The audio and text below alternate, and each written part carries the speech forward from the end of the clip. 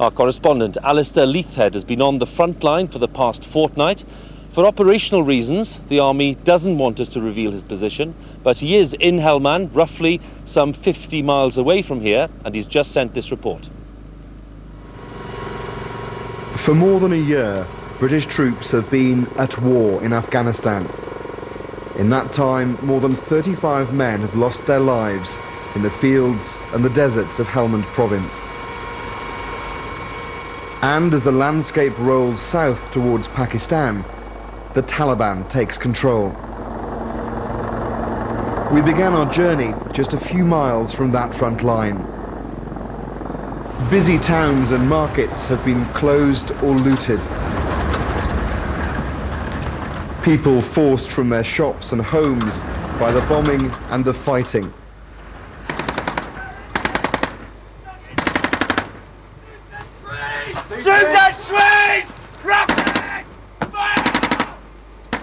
And there are clashes every day at the furthest British outpost in Garmsir. They're under attack again. Watch to yourself! Boom.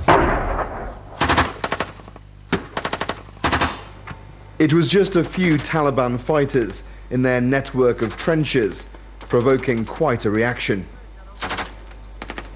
We're going to get malleted with mortars, so the trenches won't give many cover whatsoever. Plus with the machine guns and the little 51mm, they've got no chance of getting anywhere.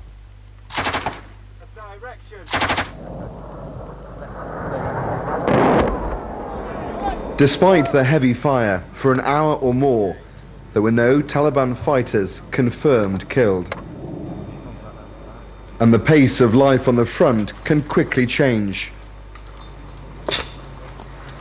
Say hi to me, Mum. For much of the time, it's just waiting around for the next firefight to start.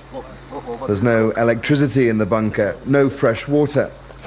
But there are potatoes, courtesy of the police, deep fried as chips to break the monotony of ration packs and bring a taste of home. Tonight, it was the bunker at the other end of the front line that was kept awake. Plenty, good rate of fire going down there. We visited their position the next morning. It's even more exposed, but has a commanding view of no man's land. A series of trenches are cut into the hill, the only shade from the sun in temperatures pushing 50 degrees Celsius. It was a patrol from here last month that ended in disaster when a booby trap killed guardsman Daniel Probin and injured 4 others. Daniel was a good bloke. He was a funny man. He was a brother to a lot of us. It hurts me to... Yeah, Daniel was a good bloke. I don't think I can remember a time when the British Army has been fighting to such an intense level. And I think that needs to be understood by people sort of outside of both this area and the Army in general. And at the other base, more Taliban had been spotted. Right. Give it everything you've got for a minute, then suppress the target until I tell you to stop.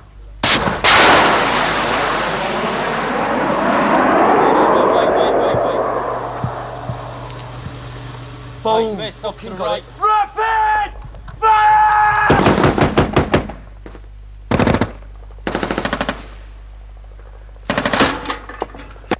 British forces began this engagement when they saw 2 men about a kilometre away in a compound. They opened fire with a rocket and since then have been throwing pretty much everything they've got at that target to try and pin them down. The one-way firing went on into the night. They think the blaze was an ammunition dump that was hit. Air power was brought in. But the bomb was dropped on the wrong compound. There are no civilians here, but it showed how easy it is to mix up targets at night. Hours later, it all began again against another suspected Taliban position. This will be a very expensive and difficult war to win through fighting alone.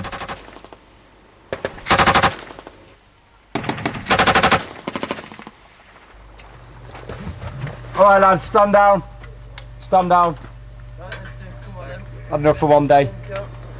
Alistair Leithhead, BBC News, Helmand Province, southern Afghanistan. Lashkar Gah is the capital of Helmand Province. It's about 20 miles away from Camp Bastion. And I've been there to see some of the latest work that's being done. Flying low and fast to minimise the risk of attack, we're on our way to see some of the smaller projects funded by Britain, which are making a real difference to people's lives.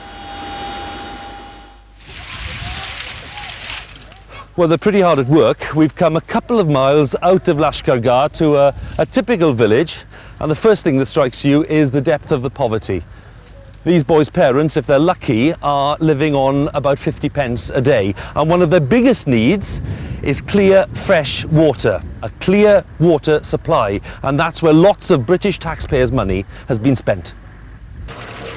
This well at Mare Saraj is just one of several hundred now being installed across the province, benefiting some 500,000 people. If I can ask, what difference has it made to you? Before we had dirty water, now we have clean drinking water. 0 Echo 20, Red 61 towards the Black Road.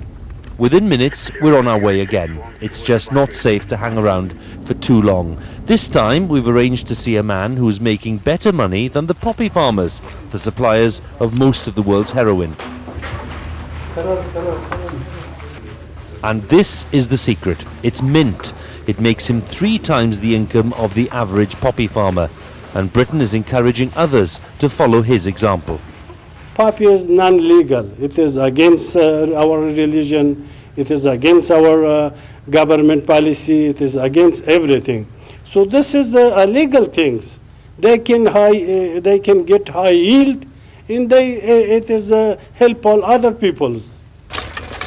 But the death threats from the Taliban drug barons have come already, and encouraging others to exchange poppies for mint is going to be a long and very expensive process.